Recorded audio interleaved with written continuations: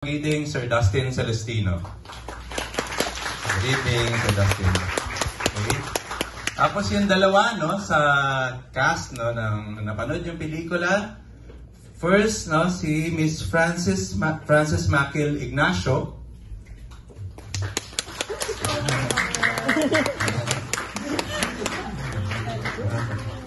At yung pangalawa, no, yung nakikita nyo lagi dyan sa labas, si Dylan Ray Talon. Good evening. Okay, sige, no. Simulan na natin, ano, dahil first, simulan ko muna dun sa mga dalawa-tatlong tanong, no. Tapos baka meron ng mga questions from the audience.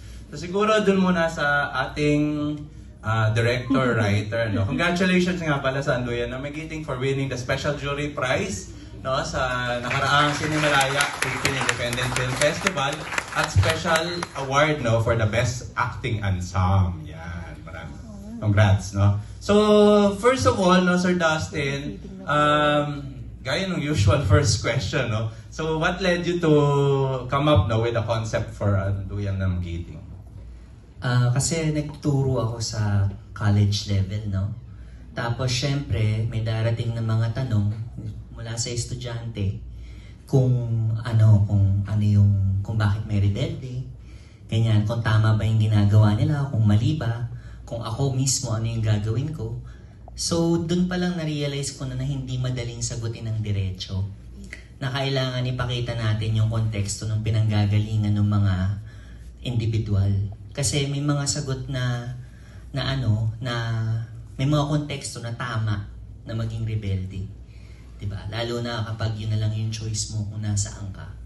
Diba? So may mga ganon. So hindi ko siya masasagot ng diretso hanggat di ko pinapakita yung buong konteksto ng mga, at least in my own capacity, based on my research, kung ano yung alam ko tungkol dun sa sitwasyon. And of course, may mga blind spots din ako. I'll be the first to admit that, na I don't completely understand what's going on. But from what I understand, this is what I know. Ayun. Okay, so tanong naman doon sa dalawa nating kasama, no, from the award-winning ensemble, no. So yun, coming from the reconciliation dinner, no, Miss Frances, napaka-polar opposites, ano, ng role mo. Kasi doon sa the reconciliation dinner, which I watched in UP, ano siya, no, yung mother na against doon sa ama, no, yung pagkakalibing ni Marcos, no, nung panahon ni Duterte. Tapos dito, sa Anduyan na Magiting, kakaiba, no? Siya yung asawa ng police chief, no? So, paano yung transition mo, no, from those two polar opposite na characters? Yan talaga ang trabaho ng aktor, ano? So, finding, how do I say it? You have to be able to love each and every character you make. So, and my job as an actor is to represent as faithfully these characters that I portray, whether be it Susan from Reconciliation Dinner or Cora here in Anduyan na Magiting. Both real humans. So that's my job. So transition, parang dapat second nature na yun talaga. Yun. Tapos kay Dylan naman, ano, parang konti lang yung nakakaalam, no, na galing din siya sa teatro, lalo na sa FE Theater Guild. Pero nung napanood niya siguro si Dylan sa ibang mga pelikula, no, usually high school student, gamer, tapos dito aktivista, no, si Dylan. No? So yung ganun na transition mo from a happy-go-lucky guy and now to a very serious, no, na character. Nung in-offer to sa'yo ni Sir Dustin, ano yung reaction mo na it's completely different from what you usually play? Hello, ayun. Magandang gabi sa inyong lahat. Ako po si Dylan. Nung in-offer nagkatrabaho na kami ni Direct Dustin from Utopia pala, sa Limon Originals. So, nung in-offer niya sa akin, sobrang grateful lang talaga na meron siyang tiwala sa akin na kaya kong gampanan yung ganitong character. Kasi, usually, feeling ko na stereotype na din talaga ako eh. Doon sa bagets na role eh, high school, college, just for this time. Although, nasa schooling pa rin yung character ko, pero meron siyang ganung perspective in life na I think sana mabasag naman dun sa ibang caster or director kung anong kaya kong i-offer, diba? Ulit kasi nagpe-play yung MTRCB commercial. Tapos nakikita mo si Dylan doon. Okay. Dahil G ang rating na. Siya nga pala. Ayun. Yun, no? Sir Dustin, no, dahil nabanggit ni Dylan, no, yung Utopia, parang nasasanay ka, no, sa full length na maraming iba't ibang characters, no? How did you come up with the casting ko dito, no, sa Anduyan ng Magiting, no, na nandyan si Miss Dali De Leon, si Miss Agot Isidro, si Paulo O'Hara, of course, yung dalawa natin kasama ngayong gabi, tapos si Miggy Jimenez, and sino ba ba? Joel, no, sa Racho. Ayun, kasi simula pa lang, ang pangarap ko na talaga is gumawa ng Shakespearean tragedy na Pilipino yung cast. So yun talaga yung naging attempt ko na since tinuturo naman palagi yung elements of Shakespearean tragedy, ganito, ganyan, gusto ko siya i-attempt. Pero syempre, kung i-attempt mo is theater, kailangan yung mga bida mo, theater din. Na gano'n, na medyo experimental yung approach namin kasi nga, hindi siya conventional cinema. Although I would argue with that, na may tradition din pinanggagalingan, Ingmar Bergman of course, na ganito yung cinema niya. But he's also a playwright and a theater director. Kaya very similar yung style. And yun kasi yung isa mga idols ko, personal idols. Dahil from theater din ako, ang idols ko si Ingmar Bergman tsaka si Shakespeare. So, gawin ko yung style nila. Na gusto ko Pilipino yung boses, Pilipino yung arte, Pilipino yung konteksto. Pero, syempre, trahedya to. Kasi nga, Shakespearean yung naging peg. Kaya, minsan, syempre, hahanapan natin ng hope, hahanapan natin ng, minsan, call to action, pero hindi para dun yung pelikula na to eh. Kasi this is a contemplation, meditation on agony talaga. Kaya masakit siya, mahapdi, na yun talaga yung pagninilay-nilayan natin. Yan. Baka may mga tanong na, no, sa audience. No, sa pagkatapos, hindi ba kayo nagtaka bakit ang daming chapters, no? Ang pinapanood nyo? May mga tanong na ba sa audience? So aside from being a full-length film, no, director, nabanggit nga ni Sir Dustin na nagsusulat din siya sa teatro. Baka napanood niyo yung Fermata sa The Virgin Love Fest, no, starring, yan, dati si Basti, no? Basti Artadi of Wolfgang. Tapos nga si Paulo O'Hara pa rin, Tapos napalitan ni, sino nga bang pumalit? Nakalimutan ko. Si Chrome ba? Si Chris Pasturan, no? Tapos napanood ko rin yung sa Shorts and Briefs, no, yung one-act play mo doon, na adaptation naman ng children's book. Yan, yung kay Amanda Echanis. No? May mga tanong, kasi nagstay kayo dito, no? Feeling ko meron kayong tanong, Binabagabag ba kayo? Pearl, may tanong ka ba? Daryl, no? Itaas ang bandila ng Mapua. May tatanong ba kayo dyan? Sorry kayo naalala ko, no? Kayo na kilala ko kaagad. May tanong ba? Ayan, sige, Daryl.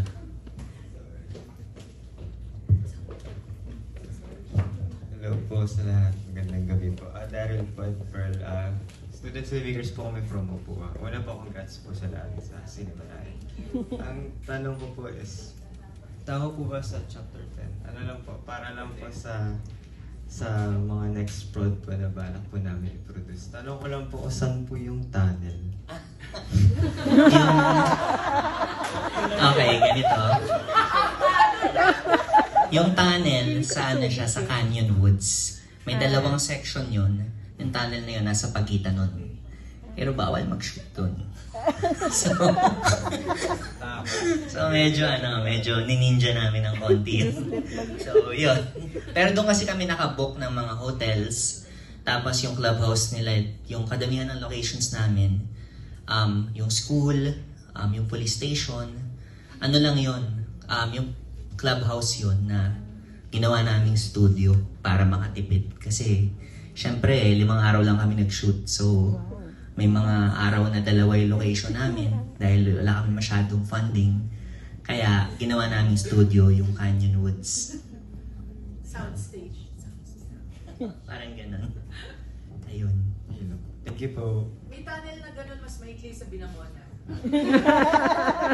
Ganito na lang, I'm sure may mga tanong sila tungkol dun sa ilang decisions that was made collectively by the Gusto ko yung tanong kasi yung chapters, no? Parang, bakit nag-decide na lagyan siya ng chapter titles? Yung instead first, of just going through straight, no? Dun sa Duyan ng Magiting.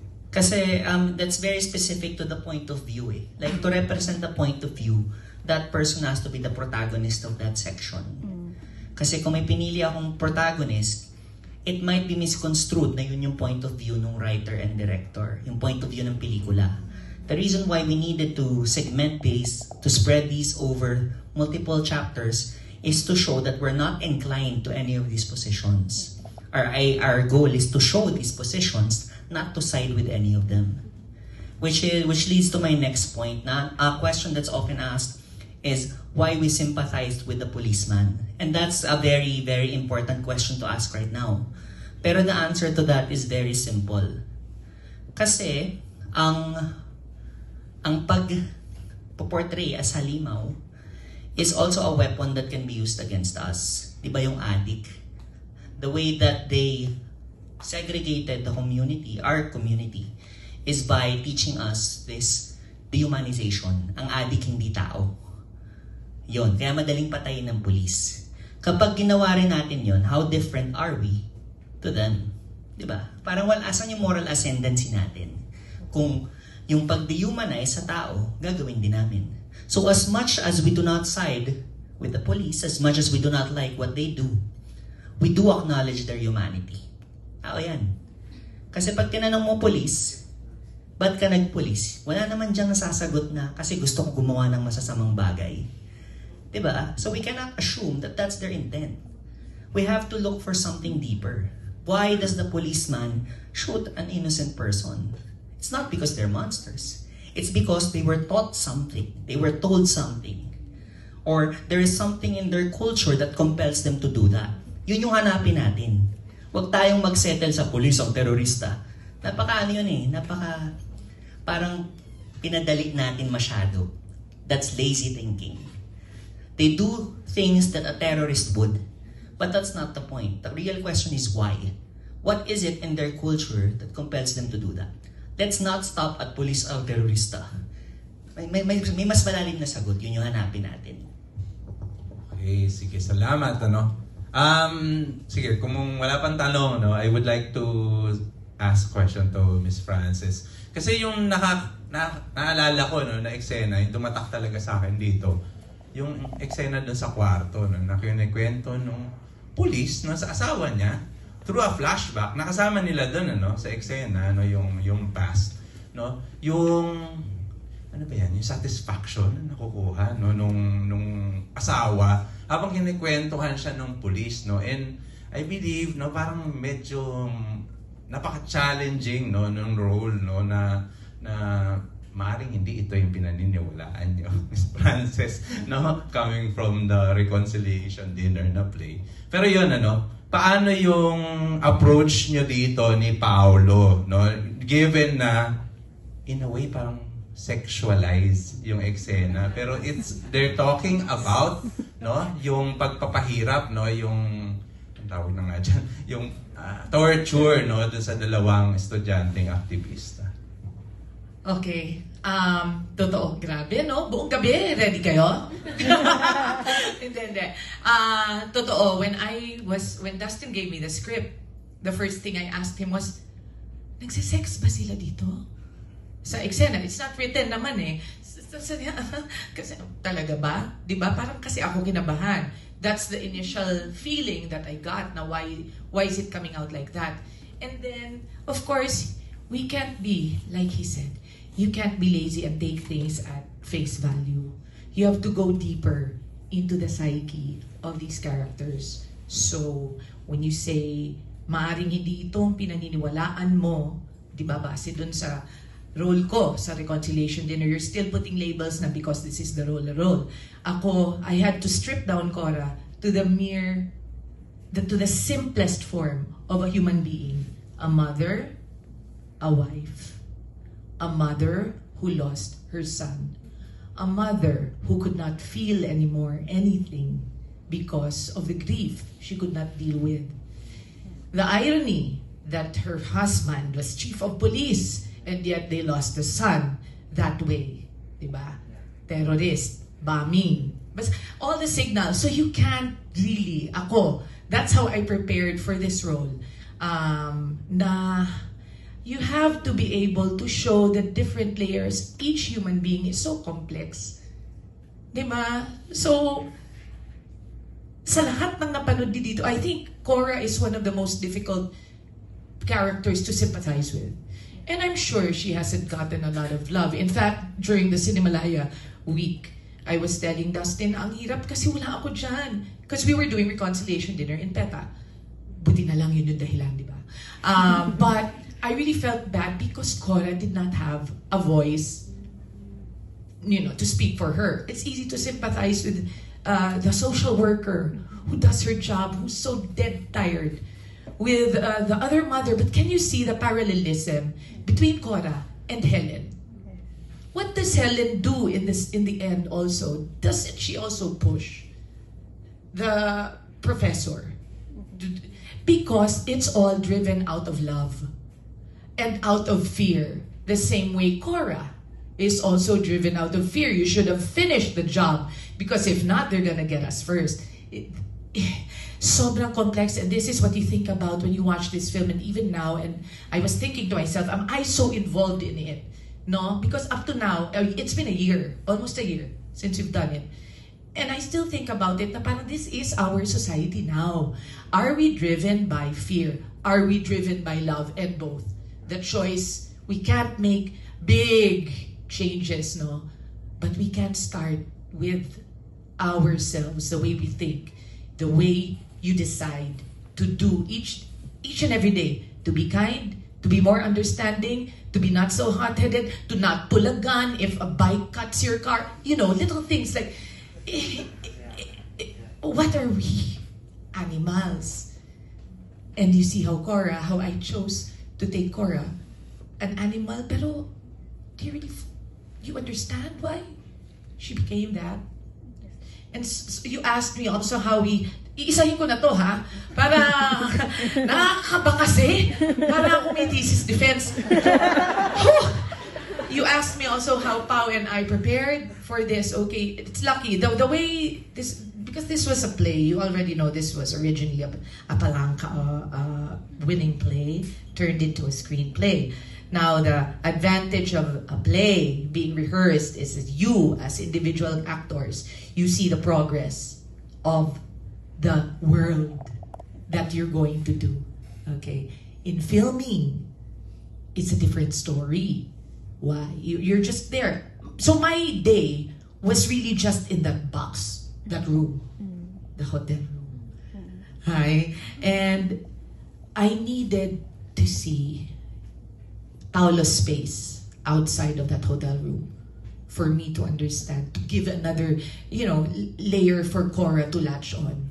So I was asked, will you stay? We can only house you for one night. Will you stay after you film? So meaning you arrive on the day of your filming and stay overnight after you shoot that whole scene over and over again. Or you come the day before and then but you have to leave right away after you shoot. Of course, I chose the one I come the day before. And I just watched one scene. Nakiusap ako. Can I sit in the corner? Can I just see? It was Dali and Pao shooting. So I had to see, because that's the theater girl in me. Diba? So when I saw it, it gave me a more concrete visual and of Paolo's character. So it was easier for me to make it more real. Yeah. I'm assuming Canyon Woods din yun. Yeah. Kasi napanood ko siya, parang hotel to, no? Hotel room siya, no? Parang ginawa. Yung pinto kasi. Ginawa ng bahay. Yeah. Sige, baka may mga tanong, no? Alis kayo, tapos hindi kayo nakapagtanong, pagsisihan nyo yan, ano? Yan, nabanggit nga na Palanca Award winning, no? Playwright, no? Si Sir Dustin, no? Yung Fermata nga nanalo rin yun. So, from being a playwright for theater to being a director for film, parang meron kasing comment na paano magiging cinematic ang material for theater, no? At ano yung mga yan, dahil nakapag-direct ka sa theater, kung ginawa mo to sa theater, anong pagbabago, no? Now that you directed it for film, no? Yun yung question na tinatanong mo lang siguro sa sa Pilipinas or sa Asia, kasi kapag sa Europe yan pinalabas, it's conventional cinema because they have a longer tradition of doing this. Yun nga, yung influence ko kasi si Ingmar Bergman, ganyan din siya gumawa ng pelikula. In fact, ang isa sa mga sinabi niya, paano mo sasabihin hindi cinematic to? May close-up ba sa theater? Yun yung una niyang sagot. Na there is something that you can do in film that you can never do in theater, the close-up. And the second thing that he said, na ang pinaka-cinematic na image na pwede mong kunan as a film director is the human face. Na ang pangarap niya, isa sa kanyang mga interviews, ang pangarap niya daw, gumawa ng isang full-length feature na isang close-up lang. Na hindi niya nagawa. Pero yun yung idea niya of cinema. And I share the same sentiment. Para sa akin, ang cinema ay performance captured on film. Para sa akin yon. Ang katawan, ang paggalaw ng katawan. Na if I point my camera at someone dancing, that's cinema for me. It's beauty in motion. Ganon. The same with the human face. Na the face tells a story. The face is cinematic. If I put my camera on a face, that's cinematic for me. Now, okay lang naman sa akin if people don't agree. Kasi syempre iba-iba naman tayo ng paniniwala tungkol dito. Pero as a personal aesthetic philosophy, what I want to capture on film is an actor's performance because that's what I find fascinating.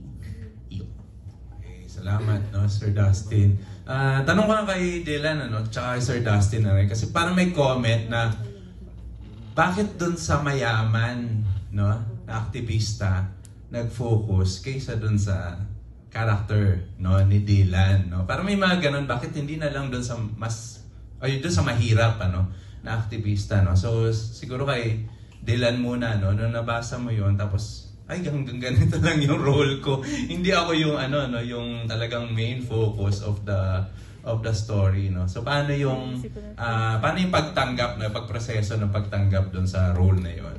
Tapos bakit nga mas doon kay Miggy Jimenez nag-focus doon sa dalawang aktivista? Siguro babalik din siguro sa pagiging scholarship ko sa theater.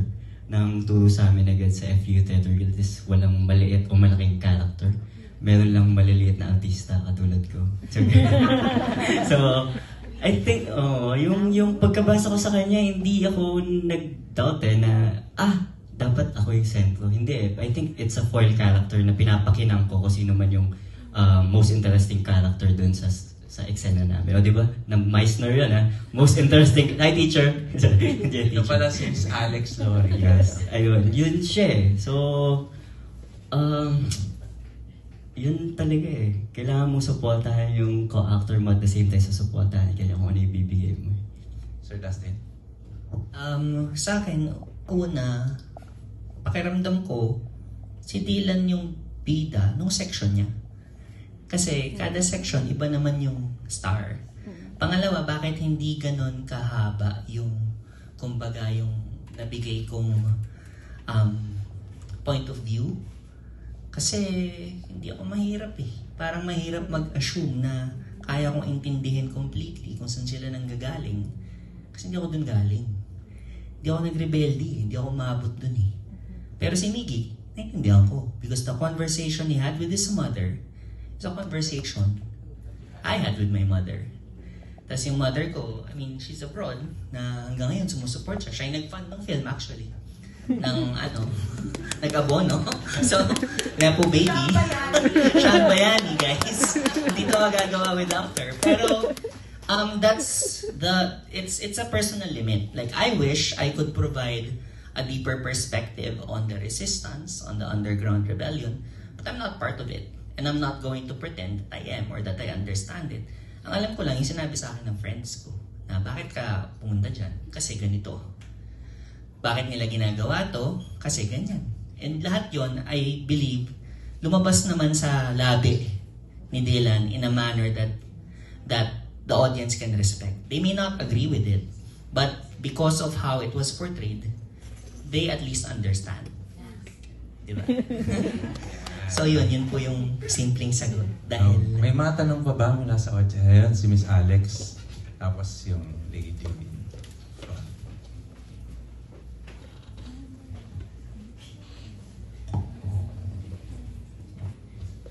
I have a couple of questions. Well, one, because it was a play before, has it been staged? And then two, since it was shifted to film, how much time passed kung na-stage siya to the film, and what were the biggest changes to the material, if any? The first question, hindi siya na-stage because when we were planning to stage it as a play, nagkaroon ng pandemic. This was written in 2019. So, hindi na siya naging play ever. And to be honest, based on what I know, mas madaling gumawa ng pelikula kaysa mag-stage ng full-length play. Totoo yan, mas mahal pa yung play. Sabi ko, parang, kung play to, hindi yan yung artista na yan because we cannot afford them for multiple days. Hiniram lang namin sila for one day. Totoo yun. Tapos, yung isa pang difference, yung vast difference, I think the biggest difference on the material. Because I was rewriting as I was interacting with them. The biggest character changes in the character of the police officer. Because to be honest, that wasn't the police officer in my play. Mas berdugo yung police officer ko. It was actually designed for a different actor. Hindi ko na sabihin kung sino yung artista na yon. Pero nung si Paolo, nagre-rehearse kami, tinanong ko siya, yung unang niyang bato ng linya, yung unang eksena, cold read, tanong ko kaagad, Paolo, ba't ganyan? Sabi niya, bakit? Ikaw, bakit iba? Kasi it's not what I expected na pasigaw, na paganyan. Nilagyan niya ng credibility and truth yung character. Na umabot sa point na, bro, kailangan ko na i-rewrite yung character mo. Kasi tao na siya. Hindi na siya antagonist eh. He became a person. The confession booth scene, that was not in the script initially. I added that after rehearsing with Paolo, na sabi ko may kulang dun sa character. Your agony in the bedroom and your submission to your wife has to come from somewhere. And it has to come from guilt.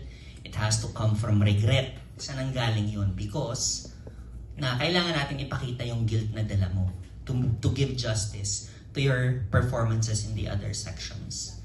So yun, nag-sympathize ako sa police. Initially, hindi ako yung nag-sympathize sa kanya, yung artista. Tapos pinag-usapan namin kung bakit. Sabi ko, Paolo, bakit? Sabi niya, bro, tao ako eh. Namatayan akong anak, malamang malungkot ako. Pag malungkot ako, ganito yung atake ko, ganito yung galit ko. Tapos, ba't yung asawa mo ganito ka? Asawa ko yan eh. Diba?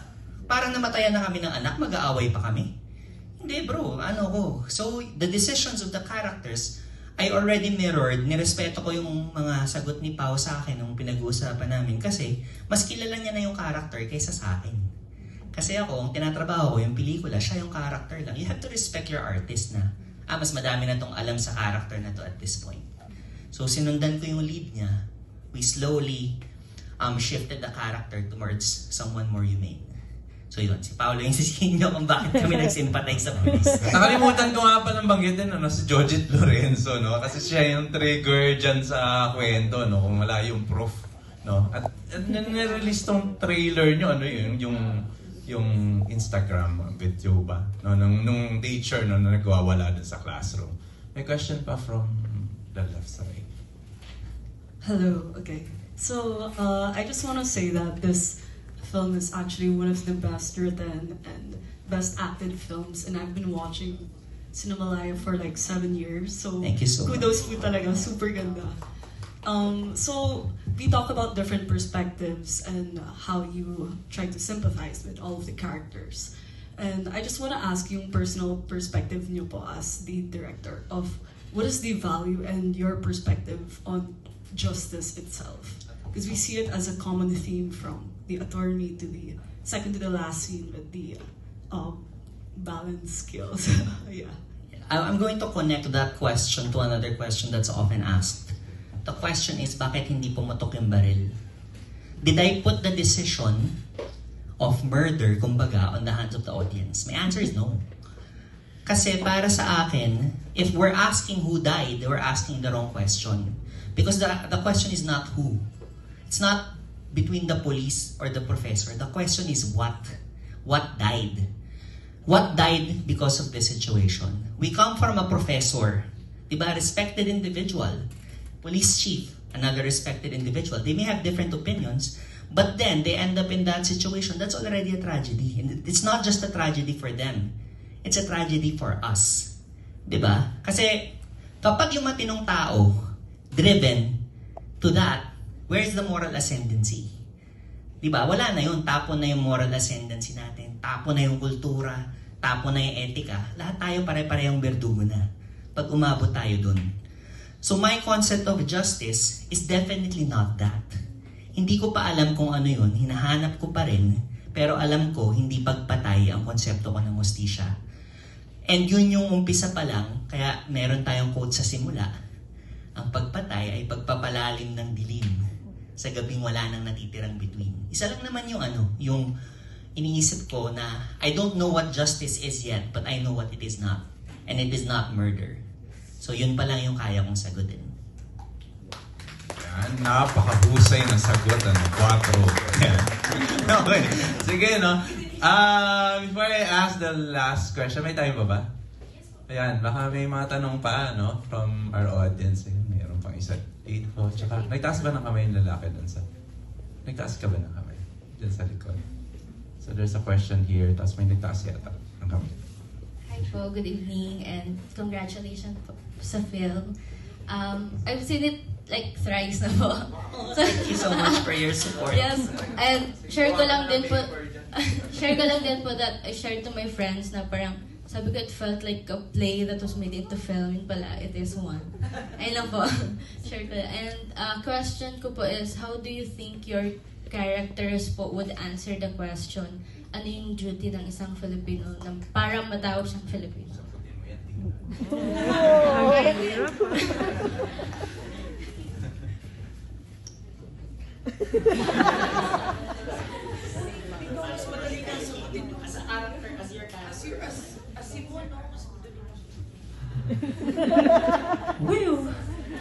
Kasi Simon, natakot na nga akong panoorin ulit eh. Kasi the second time na pinanood ko siya sa gala, I felt like Simon was the one na binalatan ng mukha.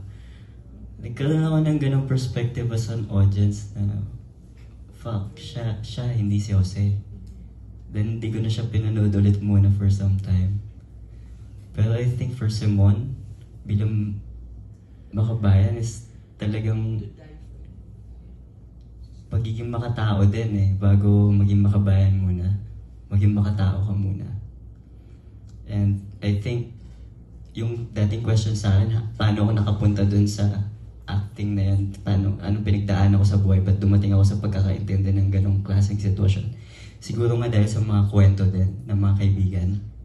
Dahil naging malaking bagay ng mga scholarship program yan na natanasan ko sa theater, sa FEU, sa mga nakasama ko sa scholarship on how they pangalagaan yung edukasyon na dapat nasa kanila na binibigay. At hindi mo hahayaan kunin lang yun basta-basta sa'yo dahil yung edukasyon na yun is makakatulong sa'yo paano maging mas mabuting tao sa kapwa-tao mo din. So, until now, I still fly for scholarships and to know people na makakasama ko sa mga scholarship program. And iba't ibang kwento nila yung naririnig ko, siguro doon talaga nang galing. So, I think nasagot ka naman natin. Kahit 3 beses mo na napanood. Hirap siya naman 3 beses. Masokista ka agad. Grabe yung masokista. Sorry, ano? Sa first time na, bigat na agad, ano? Tapos panawarin mo siya. Kaya siya bumalik. Kasi nga may talk ba? Ano yung tanong ulit? How character Filipino. Okay. Grabe si Cora. Okay. Can I just, kasi Cora wasn't born like that. Okay, she wasn't born like that. She actually, until the last as an actor, you work with the script has, diba? So even those very minimal lines towards the end, she's still groping for logic and reason. And diba, na parang you had to do it, right? Because if not, diba? She was grasping onto the last of logic, mind, what is this? For me, I think we should be able to forgive. To forgive. That's your duty as a Filipino, as a human. To be able to forgive so you don't get unhinged like that bad. And to wallow in grief. And to, to just, parang ano na yun eh, ano tawag doon? Tunnel vision ka on your grief and not see anything more. And that's how people get destroyed and how a nation can get destroyed when you remain in that tunnel vision. Kasama rin pala natin ngayong gabi, ang editor, at co-producer si Janelle Gutierrez. Yan. Just want to add dun sa sinabi ni Ms. Frances na I think our film is also an act of forgiving. As bad it is as it sounds, we have to forgive the police. We have to forgive yung mga nagpatalo sa eleksyon. Kasi that's how they divide us. Okay? That's how they divide us. And if we do not allow that division, dun pa lang tayo magkakaroon ng totoong unity. Yung pagtawarin natin, yung mga nagpatalo sa atin, di ba? Kahit galit tayo, kailangan natin intindihin kung saan sila nanggaling. Para sa susunod na try natin, na attempt natin, we know how to engage them. We know how to talk to them. Because right now we don't, and that's why we lost. So, siguro, isa rin sa mga inspirasyon kasi personally, as a writer and director, si Madam Lenny, radical na pagmamahal, ano ibig sabihin nun? Tawarin mo yung kaaway mo. Yung kaaway ko, police. Galit ako sa kanila.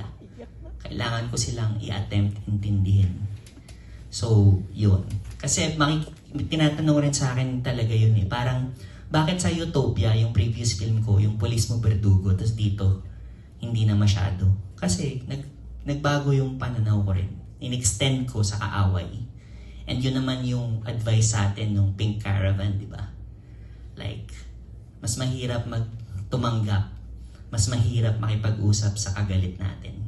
So this is an attempt on our part to do that. Galing.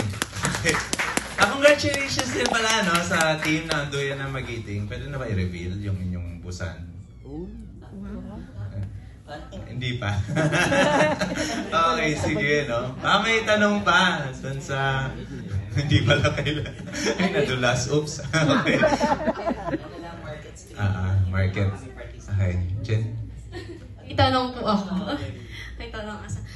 Parang na-mention niyo po dun sa Cinemalaya Talkback na you cut some scenes para ma-meet niyo yung 2 hours na ayun, parang kami as audience, parang we're craving for more some scenes na palitan ng bawat character. Is there a chance pa po ba na, or maybe you can tell us about that cut, and then is there a chance na we can see yung cut po na yun? There are 3 major things that we had to adjust to make the timeline. But to be honest with you guys, this is the best version of the film that Janelle and I could make.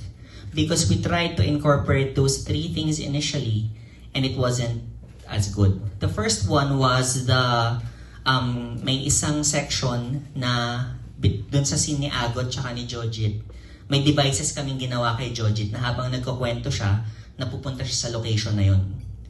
Hindi namin ginamit. Isang buong araw namin sinut yun na nasa iba-ibang location siya. Hindi namin ginamit kasi mas maganda yung performance niya dun kaysa dun sa device. We don't want the scene to be about the device na, yung clever nung director. Parang ang vein ko naman kung gamitin ko yun when the performance of Jojit was more honest. The device was clever, but the scene was not about the device. So we dropped all the devices. Another adjustment that we made that was pretty significant was the ending. It had a different ending. Okay? Iba yung ending. Unang-una, mas sarcastic yung ending namin, pero hindi namin ginamit kasi iba na yung mood nung wala na yung satire feel niya masyado. Now, we had to end at the highest point. And second, there was a montage at the end about the fate of all these characters. We also did not use that because it felt like we were processing the film for the audience. We want you guys to imagine what happened to the characters. We want you to give them an ending. We're not going to give that to you. Parang spoon feeding, parang processing for you. No, it's an invitation to meditate and contemplate with us. So let's all imagine what happens to the Filipino. Ano yung chapter 14? And yun yung, kung may call to action, yun. This is probably the ending for the police and the professor, but this is not the ending of the Filipino. Andito pa tayo, guys. Meron pang chapter 14. Kung ano itsura nun, nasa sa atin. It's an invitation, guys. Yan, no? So, Galing mo naman. ang galing naman ng Sir Dustin. Attend nga ako ng screenwriting class. Okay. Sige, no? Meron pa? Last, siguro, na question before we wrap up. Siguro hindi po siya question. More on, kasi being an activist myself, I can see yung takot ng mga characters na nakulong, yung mga activists. So, parang it's such a huge hug for someone na may takot na sa police, may trauma na sa police. Pero yun nga, I think I'd still disagree with some of the portrayals of the characters in the film itself. And syempre, magkakaiba naman po tayo ng kung paano natin nakikita yung film sa perspectives natin. And ayun, yun lang po. Gusto ko lang pong mag-thank you kasi parang it has been long since we've seen like a movie that talks about an activist na namumundok, ganun, an activist na galing sa working class. So parang siguro mas ayan kay Sir CK na lang po. Yung question ko po is sorry, nakalimutan ko. Pero yung more of may kilala din po ba kayong mga since galing po kayo sa FEU, kasi yun nga po, parang may mga story po from my friends sa FEU na ang dami pong history ng repression, ganun. So parang kayo po as an actor, nakikita niyo po ba yun mga yun as motivation to work or to act dun sa film na yun? Opo. Dylan po pala. Napanood niyo yung Pink Taxi? Oo, kaya pala CK tawag mo sa akin. Ibang film naman. Sa FEU yun film. Yes, nagiging inspiration talaga na nakakasama ko sila, naging kaibigan ko sila, naging parte ng buhay ko. And hindi lang nila ako na-inspire para maging isang tagaganap o isang actor, isang artista. Na-inspire din nila ako, na-motivate din nila ako bilang maging isang mabuting tao sa pang-araw-araw na buhay ko at magbahagi lang, magbalik kung ano yung mga binigay sa akin, magbiyaya lang sa ibang tao. And through that, I think nakakapag-share naman din ng mga scholarships din na sa mga hindi ganon ka-enough yung supplies para makapag-aral. So I think yun na yung pinaka-advocacy ko din, to help other children or other people makapag-aral at magkaroon ng knowledge sa buhay nila. So, yun. No? Kasi, ano nga ba sasabihin ko? Nagulat ako sa CK eh. So, yan shucks.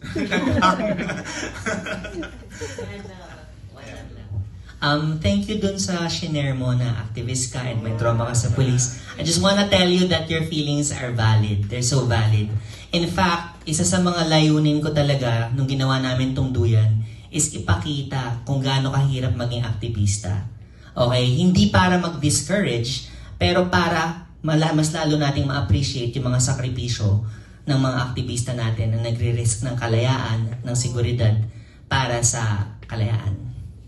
Thank you. Salamat. Dahil naalala ko na, kasi valid nga naman, may mga ganun din na mga katanungan. Pero nung nakita ko yung mga taga-concerned artists of the Philippines, mga aktivistang artista, na nagre-rave sila dito, ibig sabihin meron silang something na nakuha regardless of whether hindi ganun ka direct to the point, yung sinasabing mensahe ni Sir Dustin dun sa kanyang pelikula. No? So now we're down to our final question. Siguro ano na lang yung i-expect, no, ng audience, no, doon sa inyo bilang bahagi, no, doon sa pelikula na Anduyan na Magiting, tsaka sa inyo individually, no, yung mga projects niya ba na baka pwedeng i-promote. Yeah. Sige, muna ka na Dylan. Bili raw kayo ng shirts. Ayun, tama. Paglabas niyo po, meron booth dyan. Check niyo yung mga merch. Ngayon, ini-enjoy ko lang yung festival, weekend. Cinema Film Festival. Parang ito yung after wave ng festival. So, as much as I can, sumasama lang ako sa lahat ng screening para magtinda. At the same time, makipaghalubilo sa mga tao and know their stories. Ang dami kasi lumalapit na sobrang nakakapag ng puso namin sa mga storytelling nila. So, aside from sa inspiration, motivation nga na yun. And projects, I think makikita nyo naman online So, kita-kits na lang kung ano yung mga next projects na darating. Pero hopefully, makagawa pa kami nila Dustin and some of the actors kung ano yung mga next material na pwede natin ikwento. Wala ka pa? Meron na kami. Okay. Gusto mo yung edited agad, sige? Hindi, loko lang. Kakatapos ko lang ng reconciliation. Tapos ito, pangarap ko pa naman talagang makasama sa Cinemalaya. Matagal ko ng pangarap. Una, tagal-tagal, hindi ako nakakast dyan. Tapos finally meron, tapos hindi ako maka-attend. Yung plano ko, no? Next year, maka-attend ako. Okay, next project, I don't think I can talk about it yet, pero,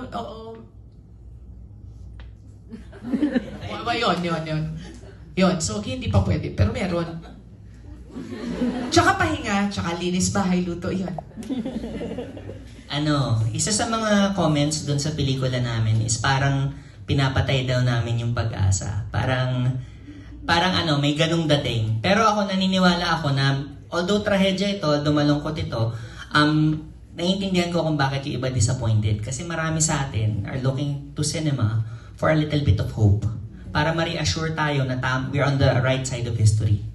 Hindi po ito yung pelikula para doon, pero meron kami para doon. Ang title niya, spiritual sequel kumbaga, is kung paano habang nilalamon ng Hydra ang kasaysayan or as the Hydra devours history, it's about paggamit ng disinformation para burahin yung kasaysayan natin and kung ano yung pwede natin gawin tungkol doon. So ito yung pelikula namin, may pag-asa tsaka call to action. Sana supportahan nyo rin. Maraming salamat. So yan, maraming salamat sa cast and crew, kay Direk Dustin Celestino, kay Miss Frances Maki Ignacio, tsaka kay Dylan Ray Talan sa pag-participate dito sa ating talkback. At maraming salamat din sa audience at pinili nyo magstay anong oras na, di ba? After 2 hours of screening ay naging bahagi rin kayo ng talkback. Again, maraming salamat and meron pang screening bukas, Jen? Ay, sige. Mapapromote na ako, sir. So, last screening po ng Cinemalaya bukas. So, we have Gitling and... Bulawan nga usa. Thank you so much. Ayan. Bulawan nga usa. So, ayan. Hope na makapanood din kayo. Ayan. And also, I would like to invite po ang aming... sa September, di ba? Ito na, this coming Friday ay opening ng Philippine Industry Film Month, At buong September, marami activities, Yung Film Development Council of the Philippines, may pitching workshop, may documentary screenings, may tribute, kay Dolphy at other comedians, bilang bahagi ng ating isang buwang pagdiriwang ng Philippine cinema. So, keep posted na lang po sa aming Facebook page for announcements on the free screening. So, September is all free film screenings. So, baka pwede tayo mag-picture yeah, doon. So, for the... Oo. With na muna po. Thank you.